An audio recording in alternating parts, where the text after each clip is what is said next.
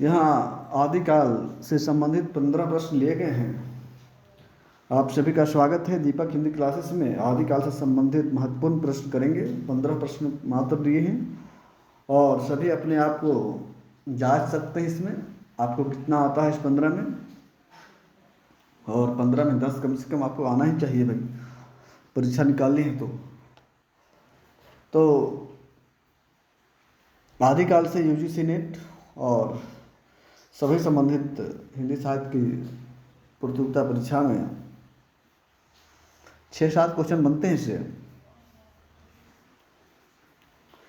आदिकाल का समय सीमा संवत 1050 से लेकर 1375, ये आप देख रहे हैं। आदिकाल का जो समय सीमा माना जाता है शुक्ल जी के अनुसार भी 1050 से लेकर संवत 1375 ईस्वी तक आदिकाल का समय सीमा माना जाता है। महत्वपूर्ण एक पंक्ति है, काली कहल पिय सांझ हीरे जाइब मई मारू देश। लंबी पंक्ति है लेकिन पूरी पंक्ति नहीं लिया गया है। काली कहल पिय सांझ हीरे जाइब मई मारू देश। कौन सी कवि की पंक्ति है? तो ये विद्यापति की पदावली से लिया गया है। विद्यापति की पदावली हम सभी को पढ़ना भी है, नेट के सिलेबस में लगी है। काली कहल पिय सांझ हीरे जाइब मई मारू देश, ये विद्यापति की पदावली से लिया गया है। नेक्स्ट है, सरस बसंत समय भली पावली। सरस बसंत समय भली पावली किस कवि की पंक्ति है? ये भी विद्यापति की है। सरस बसंत समय भली पावली, ये विद्यापति की पदावली से ये भी पंक्ति है। महत्वपूर्ण पंक्ति है दोनों, कई बार परीक्षाओं में पूछा जा चुका है। सिद्धो होगा। सिद्धों के सबसे पुराने सिद्ध कौन माने जाते हैं? सिद्धों में सबसे पुराने सिद्ध कौन माने जाते हैं? तो सिद्धों में जो सबसे पुराने सिद्ध माने जाते हैं वह है सरोजवर्ज। कौन है? सरोजवर्ज। सिद्धों में सबसे पुराने सिद्ध सरोजवर्ज को माना जाता है। सिद्धों में सबसे 84 सिद्ध माना जाता है। नवनाथ माने जाते हैं। 84 सिद्धों को याद रखना थोड़ा मुश्किल होता है, लेकिन कुछ इसमें महत्वपूर्ण है जिसको हमने एक वीडियो में बताया भी है, आप देख सकते हैं हमारे प्लेलिस्ट में जाकर। सिद्धों में सबसे पुराने सिद्ध कौन माने जाते हैं? सरोजवर्ज माने जाते हैं। नेक्स्ट है, राम कुमार वर्मा ने हिंदी का प्रथम कवि किसे माना है? राम कुमार वर्मा आधुनिक काल के कवि लेखक हुए हैं। उन्होंने स्वयंभू को, राम कुमार वर्मा ने अपभ्रंश के कवि स्वयंभू को प्रथम कवि माना है। नोट में क्या है? स्वयंभू को जैन परंपरा का भी प्रथम कवि माना जाता है। स्वयंभू को जैन परंपरा का भी प्रथम कवि माना जाता है। स्वयंभू की रचना नेक्स्ट है, इसमें भी 5 क्वेश्चन और अगला जो पेज है उसमें भी 5 क्वेश्चन। तो 5 करके 3 प्रकार के पेज बनाकर ये आप 15 क्वेश्चन है। स्वयंभू की रचना पयुमचर्यु को किसने पूरा किया? स्वयंभू जी की एक रचना है पयुमचर्यु। पयुमचर्यु किसकी रचना है? स्वयंभू जी की। पयुमचर्यु एक रचना है, किसकी है? स्वयंभू की। उसको पूरा किसने किया? उन्होंने अधूरा छोड़ा था, उसको पूरा किसने किया? उसके पुत्र त्रिभुवन ने। इस बार परीक्षा में आया भी था। और पद्मावत से संबंधित किसने पूरा किया उसको? तो ये प्रश्न था। इस प्रकार से ये भी प्रश्न है, स्वयंभू की रचना को पयुमचर्यु को किसने पूरा किया? उसके पुत्र त्रिभुवन ने। महत्वपूर्ण प्रश्न है। पयुमचर्यु में वर्णित विषय क्या है? नाम तो है पयुमचर्यु, अपभ्रंश नाम है, लेकिन इसका विषय क्या है? और विषय से संबंधित प्रश्न आ जाता है जहाँ पे फंसने की ज़्यादा संभावना होती है। तो पयुमचर्यु में वर्णित विषय क्या है भाई? तो इसमें राम के चरित्र का विस्तार से वर्णन है। महत्वपूर्ण है, याद रखने के योग्य है। राम के चरित्र का विस्तार से वर्णन है पयुमचर्यु में। पयुमचर्यु में राम जी की चरित्र का विस्तार से वर्णन किया गया है।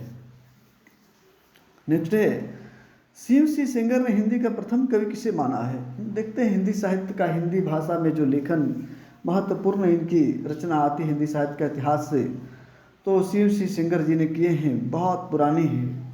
और उन्होंने जो प्रथम कवि माना अपनी रचनाओं में, CMC सरोज रचना है इनका, तो पुष्य या पुंड को, एक ही नाम है दोनों, पुष्य या पुंड को उन्होंने प्रथम कवि माना है CMC सेंगर जी ने CMC सरोज में।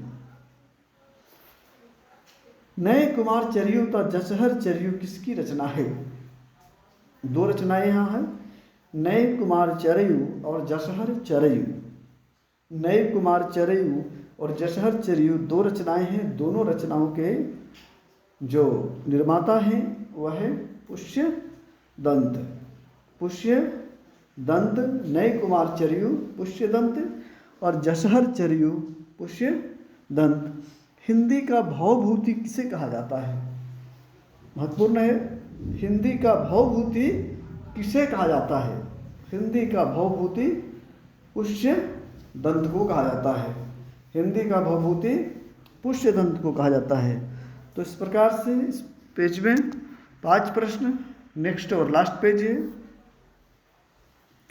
भविष्यत कहा। भविष्यत कहा किसकी रचना है? भविष्यत कहा धनपाल जी की रचना है। भविष्यत कहा धनपाल जी की रचना है। नेक्स्ट है, उपदेश रसायन रास किसकी रचना है? उपदेश रसायन रास किसकी रचना है? उपदेश रसायन रास किसकी रचना है? उपदेश कौन दे रहा है हमको? जीन। जीन होता है ना, बहुत जीन ये सब माना जाता है समाज में। तो उपदेश रसायन, उपदेश कौन दे रहा है? जीन दे रहा है। जीन दत्त सूरी। उपदेश रसायन किसकी रचना है? तो उपदेश रसायन के रचनाकार हैं जीन दत्त सूरी। और भविष्यत कहा किसकी रचना है? ये धनपाल जी की रचना है। भविष्यत कहा धनपाल जी की रचना है। उपदेश रसायन जीन दत्त सूरी जी की रचना है। भरतेश्वर बाहुबली रास की रचना किसने की है? भरतेश्वर बाहुबली रास की रचना शालिभद्र सूरी जी ने की है। भरतेश्वर बाहुबली रास की रचना शालिभद्र सूरी जी ने की है। सभी याद रखेंगे, भरतेश्वर बाहुबली रास महत्वपूर्ण रचना है। भरतेश्वर बाहुबली रास की रचना किसने की है? शालिभद्र सूरी जी ने की है। संदेश रासक, सभी को पता होगा ये प्रश्न, कई बार परीक्षाओं में रिपीट होते रहता है ये प्रश्न। संदेश रासक के रचयिता कौन है? संदेश देने का कौन काम कर रहा है? अब्दुल कर रहा है। संदेश कौन दे रहा है भाई? अब्दुल दे रहा है। क्या संदेश दे रहा है आप देख लीजिए, आप लोग कितना आतंक फैलाए हुए हैं लोग, इन लोग। तो संदेश रासक के रचयिता कौन है? अब्दुल रहमान। संदेश रासक के रचयिता अब्दुल रहमान, ये प्रथम मुस्लिम कवि माने जाते हैं। संदेश रासक के रचयिता अब्दुल रहमान हिंदी के प्रथम माने जाते हैं ये मुस्लिम कवि। तो संदेश रासक में जो वर्णित कथा है, इसका विषय है वो क्या है? संदेश रासक इन्होंने लिखे अब्दुल रहमान ने, लेकिन उसका विषय वस्तु क्या है, उसमें क्या उन्होंने सम्मिलित किया है, तो महत्वपूर्ण है परीक्षा के दृष्टिकोण से। विक्रमपुर की एक वियोगिनी की विरह की कथा है। क्या है? विक्रमपुर की एक वियोगिनी की विरह की कथा संदेश रासक में है। तो संदेश देने का काम क्या कर रहे हैं वह? उन्होंने संदेश दे रहे हैं, एक वियोगिनी की कथा का संदेश दे रहे हैं अब्दुल। तो संदेश रासक अब्दुल रहमान, और उसमें विषय वस्तु को भी हम लोग देख लिए। ये थे 15 प्रश्न। आप सभी बताएंगे हमें कमेंट कर 15 में आपका कितना सही हुआ है। और वीडियो को लाइक कर दीजिए आप सभी लोग। जिन लोगों ने अभी तक सब्सक्राइब नहीं किए हैं, सब्सक्राइब कर दीजिए। आप सभी को बहुत बहुत धन्यवाद।